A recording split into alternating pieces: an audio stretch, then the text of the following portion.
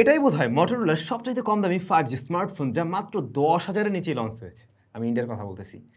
ইন্ডিয়াতে 10,000 রুপির নিচেই আসছে এই 5G স্মার্টফোন, এবং খুব স্বাভাবিক বাংলাদেশে বেড়ে যাবে, এবং সেটাই হয়েছে। বাংলাদেশের দাম বেশ কিছুটা বেশি, প্রায় ডাবলের মতো। বাট এই স্মার্টফোনে হ্যাঁ ভালো কিছু জায়গা আছে। First of all 5G chip আছে, আবার কমতির জায়গাও আছে, যে কারণে আপনি কিনবেন না। সুতরাং আপনি জেনে শুনে বুঝে তারপর ডিসিশন মেক করেন। রাইট নাও বাংলাদেশ মার্কেটে এই ডিভাইসটা যে দামে পাওয়া যায়, তাতে কি আসলে নেওয়া উচিত, নাকি পকেটের টাকা পকেটে রেখে দেওয়াই উচিত কিছুদিনের জন্য? চলুন সেটাই ফাইন্ড আউট করি। দেখুন, মটোরোলা এটার ডিজাইনটা সুন্দর করছে। হ্যাঁ অবশ্যই সুন্দর, যেমন বেশ স্লিম, হালকা স্মার্টফোন, এক হাতে নিয়ে একদম ব্যবহার করার উপযোগী। কালারটা বোল্ড, এই কালার ভ্যারিয়েন্ট আমরা মটোরোলার বেশ কিছু ডিভাইসে পেয়েছি, এবং পার্সোনালি আমার কাছে খুব একটা খারাপ লাগে না, বেশ বোল্ড টাইপের। তবে যে বিষয়টা অবশ্যই প্রশংসনীয়, তা হলো রিয়ার প্যানেলে এই যে ভিগান লেদার ব্যবহারের যে অভ্যাসটা ওরা করছে, এটা ভালো লাগতেছে। একদম রেগুলার সলিড প্লাস্টিকের চাইতে বা গ্লোসি প্লাস্টিকের চাইতে এই ভিগান লেদারটা দেখতে প্রিমিয়াম একটা ভাইব দেয়। তাছাড়া ক্যামেরা মডিউলের সেটআপটা দেখতে ভালো লাগছে। আবার ফোনটা বেশি মোটা না, 3.5 মিলিমিটার হেডফোন জ্যাক আছে। অন্যদিকে আমরা আবার এখানে পেয়েছি সেকেন্ডারি নয়েজ ক্যান্সেলেশন মাইক। এই বিষয়গুলো অবশ্যই ভালোর মধ্যে থাকে। আছে side mounted fingerprint scanner. Position তো আমার হাত অনুযায়ী ঠিকঠাক, এবং এটা ফাস্ট, একুরেট। অ্যানিমেশন একটু ডিলে পেতে পারেন, বাট কোনো ধরনের সমস্যার কারণ এটা হয়ে দাঁড়াবে না আশা করছি। আর ওভারঅল মোটামুটি বিল্ড কোয়ালিটি খারাপ লাগে নেই, আমার কাছে ভালো লাগছে। এর ডিসপ্লেকে প্রোটেকশন করছে কর্নিং গরিলা গ্লাস 3। এই ফোনটা দুইটা ভ্যারিয়েন্টে পাওয়া যায়, 4 128GB এবং 8 128GB ভ্যারিয়েন্ট। আমার হাতে এই মুহূর্তে রয়েছে 8 128GB ভ্যারিয়েন্ট, এবং আমার রিকমেন্ডেশন ওটাতেই থাকবে। ফোনটাতে প্রসেসর হিসেবে রয়েছে কোয়ালকম স্ন্যাপড্রাগন 6S Gen 3। এর স্টোরেজ টাইপ UFS 2.2, আর এখানে যে র্যামটা রয়েছে তা LPDDR 4X এর। যেমনটা বললাম, দুইটা র্যাম ভ্যারিয়েন্টে পাওয়া যায়, 4GB আর 8GB, শেষে তো 128GB হলো এর স্টোরেজ। অ্যান্ড্রয়েড 14 বেস স্মার্টফোনের মাই ইউএক্সে 3 বছরের আপডেট পাওয়া যাবে এই ডিভাইসটাতে। তো এই যে প্রসেসরটা না, কোয়ালকম স্ন্যাপড্রাগন 6S Gen 3, এটাকে আমার বেশ ব্যালেন্স টাইপের একটা প্রসেসর মনে হয় এরকম প্রাইস পয়েন্টের জন্য, মানে কম দামের জন্য ঠিকঠাক আছে। লাইক বাংলাদেশি টাকা যদি বলেন 20K এর আশেপাশে বা এর নিচে, সেক্ষেত্রে এটা মোটামুটি একটা ভালো চিপের মধ্যে পড়ে, যেহেতু এরকম প্রাইস পয়েন্টে খুব আহামরি ডিল আমরা এমনিও পাই না। যেমন এটা খুব একটা গরম হয় না, আবার মোটামুটি মানের একটা পারফরমেন্স ডেলিভার করতে পারে, টুকটাক গেমিং করা যায়। তো দেখা যায় যে রেগুলার টাস্কিংগুলো খুব ভালোভাবে হ্যান্ডেল করতে পারে। এছাড়াও এই যে 8GB র্যাম প্লাস মটোরোলার যে অপটিমাইজেশন, সব কিছু মিলে আমরা দেখছিলাম এই ফোনটা মাল্টিটাস্কিংয়ে গিয়েও একটা ভালো রেজাল্ট দেয়। একসাথে 6-7টা অ্যাপ্লিকেশন ইজিলি রান করে রাখতে পারে। সেক্ষেত্রে লং রানে গিয়েও ও কিন্তু ক্র্যাশ করছিল না, মানে অ্যাপগুলো ক্র্যাশ করছিল না। আবার যে সমস্ত অ্যাপ হেভি ইন্টারনেট ব্যবহার করে, সেগুলো আমি ব্যবহার করে দেখছিলাম, তাতেও ফোনটা কিন্তু খুব একটা হিট জেনারেট করেনি, হালকা ওয়ার্ম হয়েছে, বাট এতে করে পারফরমেন্সে কোনো ধরনের আমি ড্রপ পাইনি। তবে যে বিষয়টা নোটিস করেছি, এর অ্যাপ ওপেন ক্লোজ টাইমটা একটু হয়তো আপনার কাছে মনে হতে পারে যে আরেকটু ফাস্টার, আরেকটু ডিসেন্ট হওয়া উচিত ছিল। কিন্তু কখনো এই ডিভাইসকে ল্যাগ, হ্যাং মেরে বসে আছে, রিবুট নিচ্ছে, বুটিং টাইম বেশি, এ জাতীয় প্রবলেম আমি ফেস করিনি এখন পর্যন্ত। বাই দ্য ওয়ে, বলাই তো হলো না, এই ডিভাইস আপনারা কোথায় পাবেন? মটোর এই ডিভাইসগুলো আপনারা পেয়ে যাবেন কিন্তু SMS গ্যাজেটে। তাদের কাছে রাইট নাও এই ডিভাইসটা অ্যাভেলেবল রয়েছে, এবং এইটার কারেন্ট প্রাইস 8 128GBর 22,500 টাকার আশেপাশে। তবে মটোর এই ডিভাইসগুলো, মানে ইন্ডিয়া থেকে যে ডিভাইসগুলো আসছে রাইট নাও বাংলাদেশে, এগুলোর প্রাইসটা কখনোই এখন বলা যাবে না যে এভাবে স্টেবল থাকবে। প্রাইস বাড়ছে, কমছে। সুতরাং আপনারা অবশ্যই দোকানের সাথে যোগাযোগ করে দেন মার্কেটে যাবেন, সেই ক্ষেত্রে বোধহয় ভালো হবে। দামটা কমতেও পারে, দাম বেড়েও যেতে পারে। বাট এই ডিভাইসটা যে দামে পাওয়া যাচ্ছে 22,500 টাকায়, তাতে কি এটা ঠিক কিনা এই বিষয় নিয়ে আমরা ভিডিওর শেষ পর্যায়ে আলোচনা করব। অবশ্যই সেটুকু দেখে ডিসিশন মেক করেন, আপনি নাও কিনতে পারেন। এখন যেমনটা বলছিলাম, রেগুলার টাস্কিং সে সামলাতে পারছে, আপনি ডে টু ডে লাইফে যে সমস্ত অ্যাপ দরকার হয় সেগুলো ইউজ করছেন, ওকে ফাইন, ঠিক আছে। কিন্তু আহামরি গেমিং টেমিং এ দিয়ে করতে পারবেন না। পাবজি আমি চালিয়ে দেখছিলাম, তাতে করে আমি টুকটাক ল্যাগের দেখা পেয়েছি, এবং মাঝে মধ্যে স্টার্টার পাচ্ছিলাম। খুব একটা আশানুরূপ রেজাল্ট দিতে পারে নাই হাইয়েস্ট সেটিংসে। অন্যদিকে ফ্রি ফায়ার তুলনামূলকভাবে বেটার রেজাল্ট দিচ্ছিল। সেক্ষেত্রে গ্রাফিক্স সেকশনটা মোটামুটি ওকে মনে হয়েছে, এমনকি স্মুথ রেজাল্টই পাচ্ছিলাম যদি কিনা আমরা পাবজির সাথে কম্পেয়ার করি। তবে আমি খেলছিলাম এতে বিভিন্ন রকমের 2D গেমগুলো, সেগুলো আবার খুব ভালোভাবে রান করতে পারছিল এই ডিভাইসটা। গেমিংয়ের জন্য ওইভাবে রিকমেন্ড করা না গেলেও সময় কাটাতে পারবেন, আর রেগুলার পারফরমেন্সের জন্য রিকমেন্ডেবল।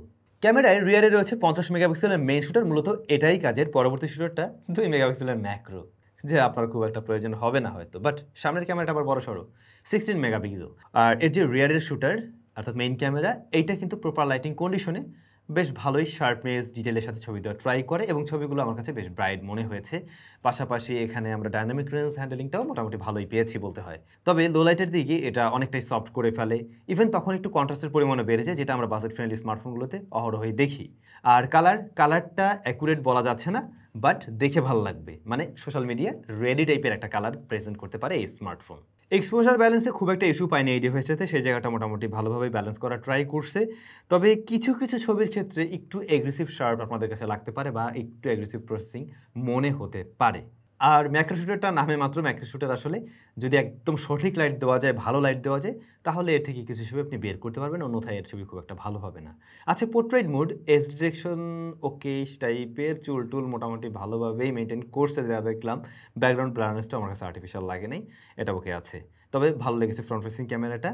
এখানে 16 মেগাপিক্সেলের শুটার মূলত রয়েছে, যা প্রপার লাইটিং কন্ডিশনে ভালোই শার্পনেস ডিটেলের সাথে ছবি দেয়। এমনকি as a front facing camera এর ডায়নামিক রেঞ্জটাও কিন্তু ভালোই বলতে হচ্ছে, কিন্তু কালার কিছুটা শিফট করে, একটু হালকা ওয়ার্মের দিকে নিয়ে প্রেজেন্ট করছে, বিশেষ করে স্কিন টোন একটু সফট মনে হতে পারে স্কিনটা। এই হচ্ছে ইনডোর লাইটিং কন্ডিশনে ফ্রন্ট ফেসিং ক্যামেরা স্যাম্পল। যেমনটা দেখছেন কালারটাও একটু এলোমেলো করে ফেলছে, একটু সফট লাগে, যদিও এখানে বেশ হার্শ লাইটিং কন্ডিশনেই আছে। স্মার্টফোনটি দিয়ে ভিডিও রেকর্ড করা যায় সর্বোচ্চ 1080p 30 fps-এ। ভিডিওতে স্ট্যাবিলিটির অভাব বোধ করবেন বেশ কিছুটাই। আর এক্সপোজার ব্যালেন্সে একটু টাইম নিচ্ছে, যদিও এই ব্যাপারটা টোটালি কমন। অন্যদিকে যদি স্ট্যাবলভাবে শ্যুট করতে পারেন তাহলে এর ফুটেজ হয়তো কাজে লাগাতে পারবেন। আছে স্টেরিও স্পিকার, সাউন্ড কোয়ালিটি ভালো, স্টেরিওর মজা আপনি অবশ্যই পাবেন, যদিও বেশি লাউড এইটা, কিন্তু তারপরেও এর সাউন্ড কোয়ালিটি আমার কাছে ভালো লেগেছে তুলনামূলকভাবে, আর এটা যথেষ্ট লাউড অ্যান্ড ক্লিয়ার। কিন্তু ভাই কমতির জায়গা অবশ্যই আছে, যেমনটা আমি বলছিলাম। এই ডিভাইসটাতে HD+ রেজলিউশনের একটা ডিসপ্লে রয়েছে, যার সাইজ 6.5 ইঞ্চ। ভালো বিষয়, এখানে প্রোটেকশন কর্নিং গরিলা গ্লাস 3 আছে, এটা IPS LCD panel, 120 hertz high refresh rate দিচ্ছে, দিন শেষে 720p রেজলিউশনই। তো রেজলিউশনের ঘাটতি অবশ্যই আপনি ফেস করবেন, একটু কাছ নিয়ে এভাবে দেখতে গেলে রেজলিউশন কমতি মনে হবে, দূর থেকে ব্যবহার করলে খুব একটা চোখে বাঁধে না। অন্যদিকে এই ডিসপ্লেটা যথেষ্ট কালারফুল, মানে অ্যাজ IPS এটা খুবই কালারফুল, কন্ট্রাস্ট একটা ডিসপ্লে, ভিভিড টাইপের কালার প্রেজেন্ট করে, এগুলো সব ঠিকঠাক। যারা কন্টেন্ট ওয়াচিং করবেন যদি একটু দূরে রেখে এভাবে দেখেন তাতে সমস্যা নেই, স্টিল শার্পনেসের একটা ঘাটতি তো অবশ্যই আছে। আর ব্রাইটনেস আমরা ইনডোরে একদম ঠিকঠাক পেয়েছি, আউটডোরেও চালানোর উপযোগী, আউটডোরে শ্যাডোতেও সুন্দরভাবে চলে, একদম ডিরেক্ট সানলাইটে আর কি, তখন কিছুটা স্ট্রাগল করতে পারে, বাট চালানোর উপযোগী আবারও বলে দিচ্ছি। ডিসপ্লের লোয়ার চিনটা মোটা, এই জিনিসটা চোখে বাঁধবে, তবে পাঁচল কাটার থাকাতে ওভারঅল ভালো লাগতেছে আর কি দেখতে। তো ডিসপ্লেতে কমতেই আছে HD+ রেজলিউশন, যে জিনিসটা আসলে আমার মনে হয় না যে 22,500 টাকায় কোনোভাবেই জাস্টিফাই করে। এই জন্যই বলছিলাম যে হয়তো কোনো কারণে আপনি কিনবেন না, এটাও একটা বিশেষ কারণ হয়ে দাঁড়াতে পারে। যাই হোক, এখানে ব্যাটারি রয়েছে 5000 mAh এবং 18 ওয়াটের চার্জিং সিস্টেম পেয়ে যাচ্ছেন, ও 20 ওয়াটের চার্জিং সিস্টেম পেয়ে যাচ্ছেন এর বক্সে। এটা মোটামুটি ওকে, মানে ইন্ডিয়ার দাম অনুযায়ী তো ওকে, বাট বাংলাদেশের দাম অনুযায়ী ওকে না, বাংলাদেশের দাম অনুযায়ী 33 ওকে। সো এটার দাম অবশ্যই কমা উচিত আমার যা মনে হয়। বাই দ্য ওয়ে, এটা নামে মাত্র কিন্তু 5G দেয় নাই, এখানে 13টা 5G ব্যান্ড আছে। সো বাংলাদেশে 5G চালু হলে, খুব শীঘ্রই যদি চালু হয়, নতুন সরকার আসছে, যদি খুব শীঘ্রই চালু হয়, তাহলে আপনি খুব কম দামের মধ্যে একটা ভালো 5G স্মার্টফোন পেয়ে যাচ্ছেন, এইটা একটা জায়গা। এখন দেখুন এই ডিভাইসটার ভালো কিছু জায়গা আছে। ফার্স্ট অফ অল, এইটার পারফরমেন্স সেশনটা মোটামুটি ভালো, এইটার মেইন ক্যামেরাটা ভালোর কাতারে আমি রাখলাম, আর ডিজাইনটা অবশ্যই ভালো, মটোরোলার ওভারঅল UI নিয়ে আপনারা সন্তুষ্ট থাকবেন। সেকেন্ডারি নয়েজ ক্যান্সেলেশন মাইক আছে, সেই জায়গাটাও ভালো, বাট কমতির জায়গা অবশ্যই আছে। ফার্স্ট অফ অল, দাম গেছে বেশি হইয়া। দ্বিতীয় নাম্বার হলো, এইটাতে আমরা HD+ রেজলিউশনের IPS LCD পাচ্ছি, যেটা একেবারেই মানানসই না।